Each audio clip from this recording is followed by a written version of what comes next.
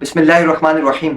आज second T20 था Pakistan versus West Indies और थ्रिलर मैच था।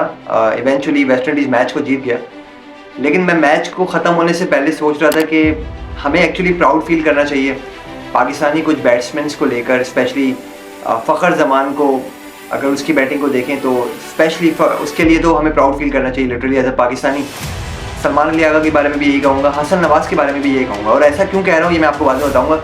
इसके अलावा मैंने मैच के बारे में बताया, एक्चुअली मैच तो बढ़ गया आज, क्योंकि लग रहा था कि पाकिस्तान के हाथ में मैच था। लग क्या रहा था, एक्चुअली पाकिस्तान के हाथ में मैच था। ये वही पिच थी जो कि आपको याद होगा, यहाँ पे वर्ल्ड कप हो चुका है T20 का, जिसमें पाकिस्तान जो है वो अमेरिका से हारा था, उसके बाद पाकिस्तान इंडिया से हारा था और वर्ल्ड कप से बाहर हो गया था। तो ये वही पिच था जहाँ पे अगर आप 120 प्लस भी करें ना पहली इनिंग में, तो वो काफ़ी रहता है सेकंड इनिंग के लिए कि वो चेज डाउन ना कर सके। उसको मुश्किल होता है चेज डाउन करना, इतना आसान नहीं होता। आपने देखा भी होगा, बॉल काफ़ी फंस के आ रहा था, बॉल कभी बैठ रहा था कभी उठ रहा था, तो मुश्किल था। और स्पेशली स्पिनर्स को खेलना तो एक अजाब होता है इस पिच पे।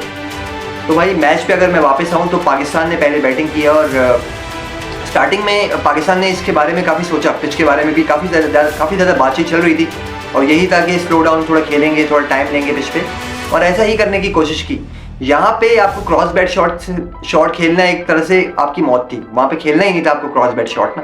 स्पिनर्स को आपको रिवर्स स्वीप खेलना था, पैडल स्वीप खेलना था, यही यहाँ पे ऐसे ही खेला जाता है। और स्ट्रेट ड्राइव आपको खेलना था, मतलब जैसे बॉल आएगा वैसे ही शॉट खेलना है। इम्प्रोवाइजेशन बहुत ज़्यादा कम है, स्पेशली अगर आप पैडल स्वीप और रिवर्स स्वीप नहीं खेलते हैं तो। ये इस पिच की रिक्वायरमेंट थी, और पाकिस्तान ने स्टार्ट में जो है थोड़ा सा गलतियाँ की। साहिबजादा फरहान दोबारा से जल्दी आउट हो गए, साइम अयूब जल्दी आउट हो गए, लेकिन फ़खर जमान की जैसे कि मैंने बात की, भाई आप देखेंगे जब जब मुश्किल सिचुएशन पड़ती है पाकिस्तान टीम पे, जहाँ मुश्किल पिच होती है, तो वहाँ पे फ़खर जमान हमेशा टिक जाते हैं, हमेशा वैसे ही खेल रहे होते हैं जैसे कि रिक्वायरमेंट होती है। तो इसलिए मैं कहूँगा कि फ़खर जमान के लिए तो स्पेशली वो एक ऐसे प्लेयर बन गए हैं पाकिस्तान के लिए कि जहाँ मुश्किल मरहला आएगा ना, कि जहाँ पे आपको एक ऐसे बैट्समैन की ज़रूरत है जो टिक जाए पिच पे, वो फ़खर जमान बन गए हैं। तो जहाँ हिटिंग करनी होती है वहाँ हिटिंग भी करते हैं, जहाँ रोकना होता है वहाँ रोकते हैं, जहाँ सिंगल डबल करना होता है वहाँ सिंगल डबल करते हैं। तो फ़खर जमान के लिए लिटरली मैं कहूँगा कि क्लैप करना चाहिए, उनके लिए प्राउड फील करना चाहिए कि ऐसे बैट्समैन हिस्ट्री में बहुत कम मिलते हैं, और पाकिस्तान को ऐसे बैट्समैन मिले हैं, तो ये बहुत बड़ी बात है। फिर मैं बात करूँगा सलमान अली आगा की। सलमान अली आगा भी बहुत ही जल्दी अपने आप को एक्चुअली वो चादर ओढ़ लेते हैं कि जहाँ पे वो देखते हैं कि यार इस तरह से खेलना है, पिच की रिक्वायरमेंट इस तरह से है, तो वो बहुत जल्दी अपने आप को उस तरह से चेंज कर लेते हैं। तो ये फ़खर जमान की, ये सलमान अली आगा की एक बहुत अच्छी बात है।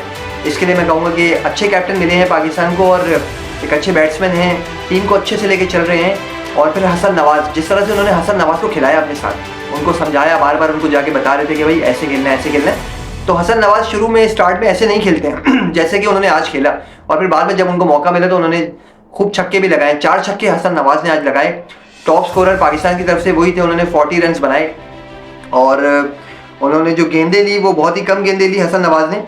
एक्चुअली हसन नवाज़ ने जो गेंदें ली वो सिर्फ 23 गेंदें ली, और बहुत ही खूबसूरत बैटिंग की। साथ में सलमान अली आगा की मैंने पहले बात की, उन्होंने 38 रन बनाए, उन्होंने भी कम गेंदें ली, 33 गेंदें उन्होंने ली, लेकिन वहाँ पे वैसे ही खेलना था जैसे कि सलमान अली आगा खेल रहे थे। पाकिस्तान बस एक चीज़ वहाँ पे मिस कर गया, शुरू के जो 6 ओवर से पावर प्ले के, वहाँ पे पाकिस्तान ज़्यादा विकेट्स थ्रो कर गया, अपनी 3 विकेट्स गिर गई थी, तो इसलिए स्कोर नहीं आया। 24 रन पाकिस्तान ने सिर्फ बनाए 6 ओवर से। लेकिन उसके बाद जो 7वें ओवर से लेकर 15वें ओवर का जो टाइम ऑफ पीरियड था, वहाँ पे पाकिस्तान ने पिछले T20 की तरह इस T20 में भी लाजवाब खेला, और बहुत ही ज़बरदस्त बैटिंग की। और जिस तरह मैंने कहा ना कि जिस तरह पिच चाह रही थी कि उस पर बैटिंग हो, वैसे ही पाकिस्तान ने बैटिंग की। जहाँ हिटिंग करनी थी वहाँ हिटिंग की, जहाँ सिंगल डबल करना था वहाँ सिंगल डबल किया। पाकिस्तान ने विकेट भी ज़्यादा थ्रो नहीं किया, और सिर्फ पाकिस्तान ने एक्चुअली रन बनाए वहाँ पे 15 ओवर्स तक पाकिस्तान के 110 रन से 4 विकेट डाउन हो चुकी थी। इसका मतलब है पाकिस्तान ने 81 रन के करीब स्कोर किया, और सिर्फ एक ही विकेट पाकिस्तान की गिरी। तो वो एक मरहला था जहाँ पे पाकिस्तान बर्तरी लेके जा चुका था, और ऐसा लग रहा था कि पाकिस्तान इस पिच पे भी अच्छा स्कोर कर लेगा। 120 प्लस तो एक्चुअली नज़र आ रहा था, लेकिन फिर पाकिस्तान थोड़ा सा ट्रॉट मिस कर गया। लास्ट के 5 ओवर्स में विकेट्स काफ़ी ज़्यादा गिर गए और रन्स भी नहीं आए ज़्यादा। तो पाकिस्तान ने अपना जो बैटिंग का जो सफ़र था वो इख्तिताम किया 133 रन पे। 9 विकेट्स पाकिस्तान की डाउन है। वेस्ट इंडीज़ बैटिंग के लिए आया, और वेस्ट इंडीज़ शुरू में दोबारा से 6 ओवर्स में तो स्कोर अच्छा ले गया वेस्ट इंडीज़, 30 प्लस रन से उनके, लेकिन विकेट्स भी उनकी शायद 2 ही गिरी थी गालिबन।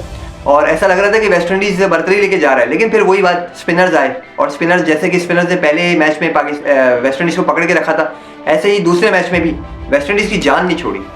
स्पेशली सुफियान मुकीम को मैं देखना चाहता था, क्योंकि मोहम्मद नवाज तो पिछले मैच के हीरो थे, उन्होंने 3 विकेट्स ली थी। इस मैच में दोबारा उन्होंने 3 विकेट्स ली।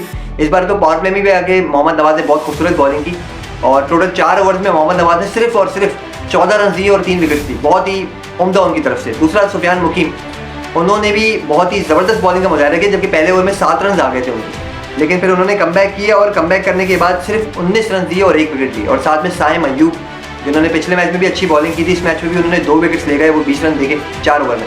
ये 12 ओवर्स तो एक तरफ थे जिन्होंने वेस्ट इंडीज़ को हिलने ही नहीं दिया, वेस्ट इंडीज़ के बैट्समैन को। लेकिन हमारे जो मसला चल रहा था वो चल रहा था फास्ट बॉलिंग का।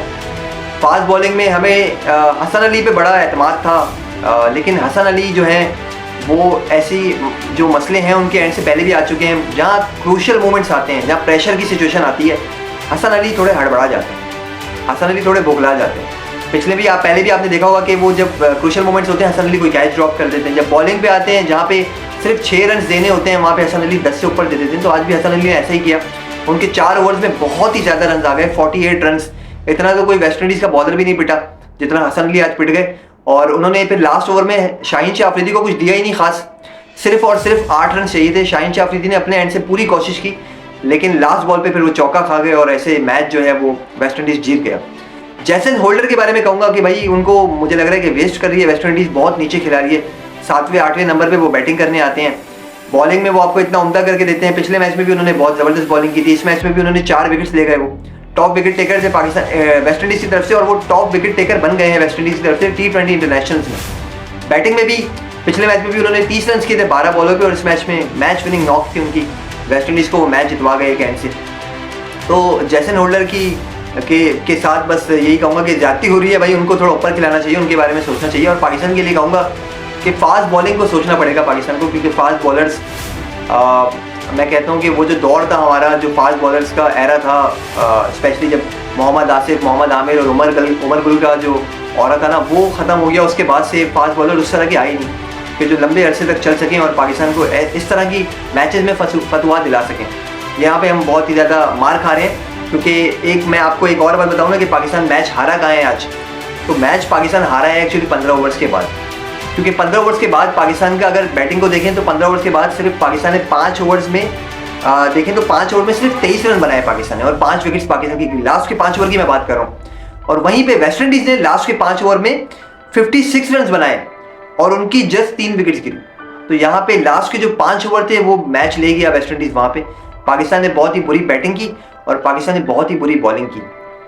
बस ये था आज के मैच की सूरत हाल। उम्मीद करते हैं कि अगला मैच जो है फाइनल जो होगा कल ही है, वो पाकिस्तान जीते और सीरीज़ को अपने नाम करे, क्योंकि लास्ट सीरीज़ पाकिस्तान वैसे ही हार के आ रहा है। दोस्तों उम्मीद करता हूँ वीडियो पसंद आई होगी, तो काइंडली वीडियो को लाइक कीजिएगा, हमारे चैनल को प्लीज़ सब्सक्राइब करें। मिलेंगे इस तरह की इंटरेस्टिंग वीडियो के साथ नेक्स्ट टाइम। तब तक के लिए अल्लाह हाफिज़।